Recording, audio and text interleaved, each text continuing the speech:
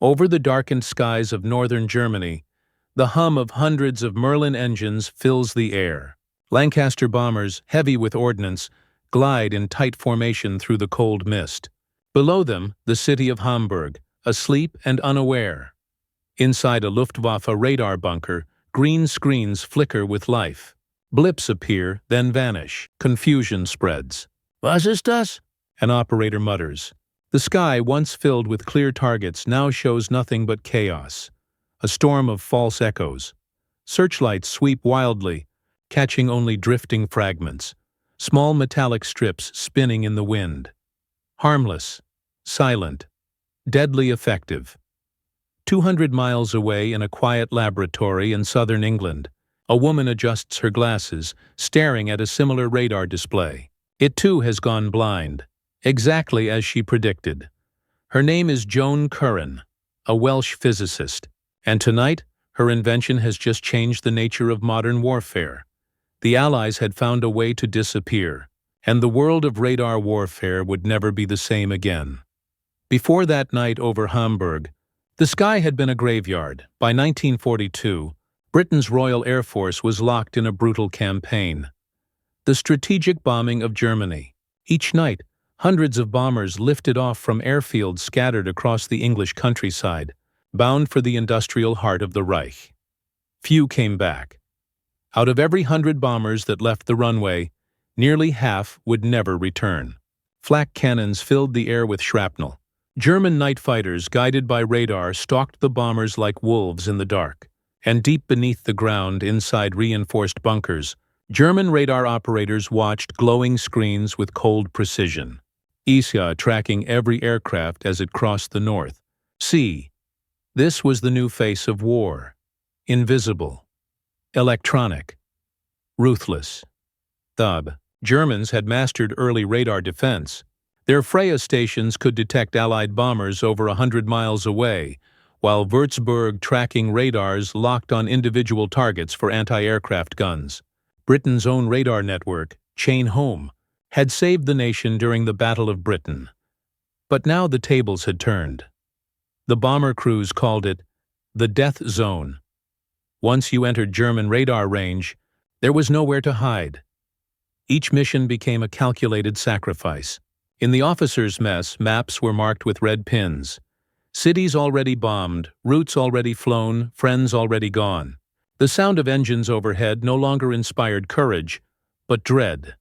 In the face of this, the RAF and the British Air Ministry knew something had to change.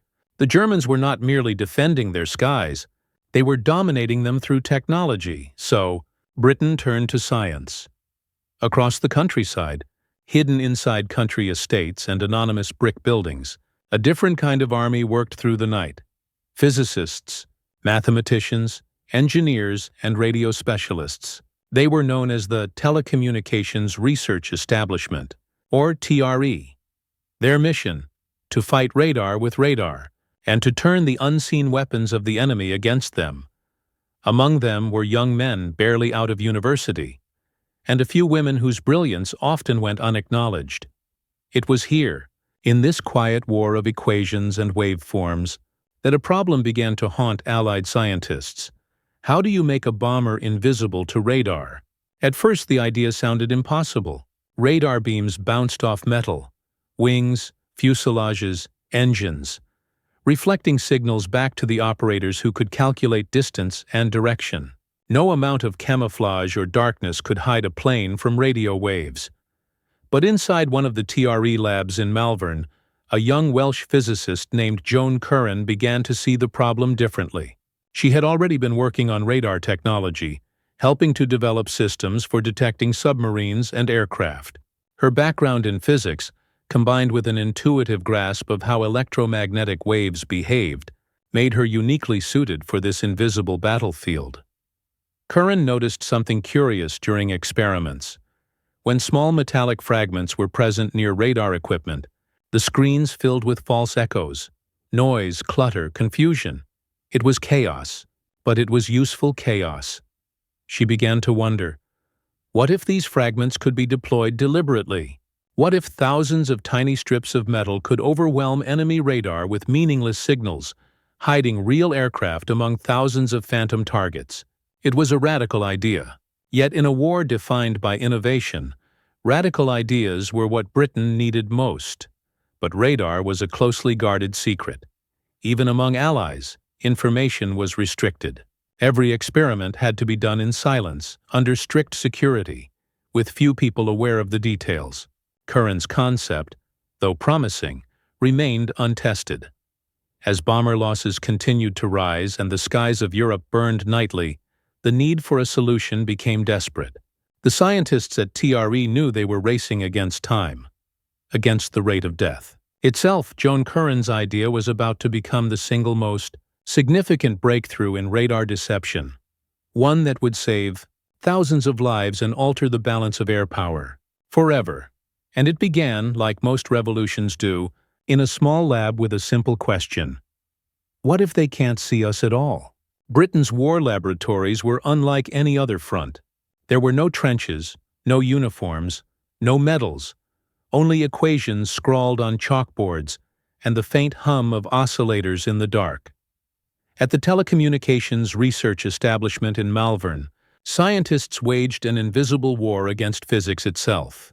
Each breakthrough meant survival, each failure another wave of young pilots lost over Europe. The task was enormous. Radar had changed warfare forever. It no longer mattered how skilled a pilot was, if the enemy could see him coming from 100 miles away. Technology had outpaced courage. In this strange new battlefield, Britain placed its hope in mines, and one of those mines belonged to Joan Curran. Born in Swansea, Wales, in 1916, Curran was quiet, analytical, and fiercely determined. She studied physics at Cambridge, where women were allowed to attend lectures but could not receive full degrees. It was a time when the phrase "lady physicist" was often met with polite laughter, but Curran didn't come to be polite. She came to solve problems. When the war began, her skills were quickly recognized by the scientific elite. She joined a small group working on top-secret radar projects, including one led by her husband, physicist Samuel Curran. Together they became part of the invisible force behind Britain's technological resilience. At Malvern, Joan's early experiments focused on radar countermeasures.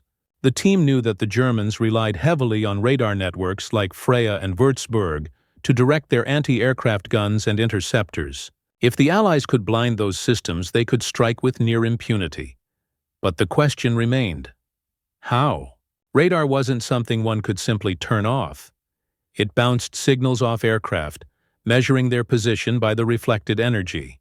Yet radar also had a weakness. It couldn't tell the difference between a large aircraft and a cleverly designed false echo.